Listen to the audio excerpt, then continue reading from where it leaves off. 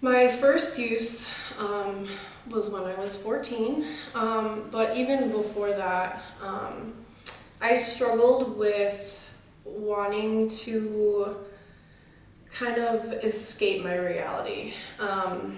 Anything I could do to change my right now, whether that was hanging out with friends or, I mean, I was young.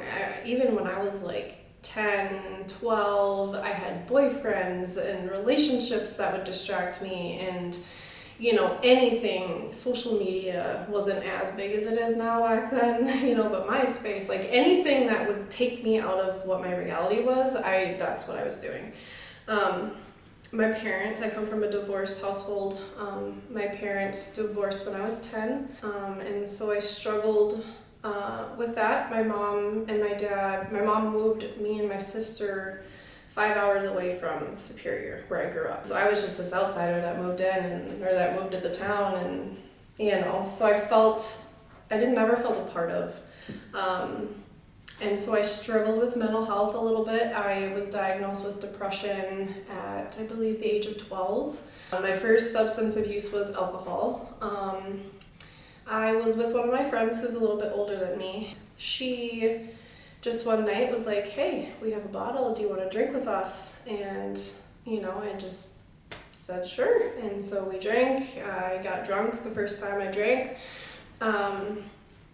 And it was a little slow moving at first. It was partying on weekends, and I would say maybe like once every 2 weeks or so I would be drinking. I started smoking cigarettes at the same time. I felt like there was something different about me than the other people that I was drinking with, because when I picked it up, it was just like I couldn't put it down. Like I would just drink and drink and drink and drink and drink and drink until I didn't remember anything. So there was no moderation at all. And I was able to kind of hide that for a while. I from the very beginning, I feel like I was good at, making it seem like I was okay, but really I wasn't. Yeah, it just kind of snowballed from there.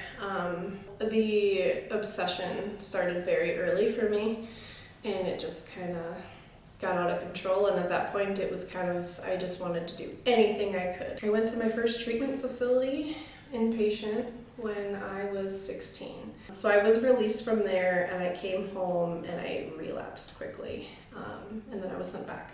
I was back for 3 months, so I spent a total of 9 months there. And I would stay clean at these places while I was there, and I would follow the rules, and I would do everything. I would be like your star, your star client, and it wasn't fake. It was, I felt like I wanted to change, but I don't think I was ready. I just felt like I'm young. I don't need to stop doing this so young. Everyone else is doing it that's my age. Until one day I realized that if I didn't stop, I wasn't gonna live.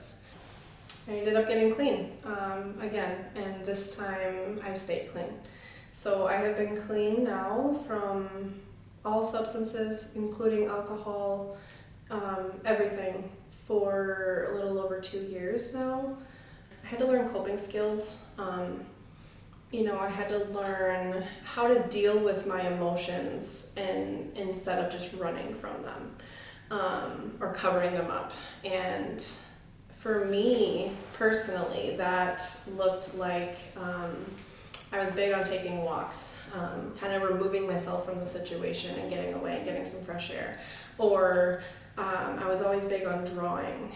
That was a big one for me. Or reading. Reading was a big thing because it took me out of my reality because I was in a story. Where I am today, I couldn't have dreamed to be in this place. I don't have all that material things, but I have respect for myself. I have morals and I have values. I have relationships with my family. I have a loving relationship with my daughter, and I can be a mother to her today. As long as you continue to work on yourself and don't lose grasp of that, I feel like anybody can do this.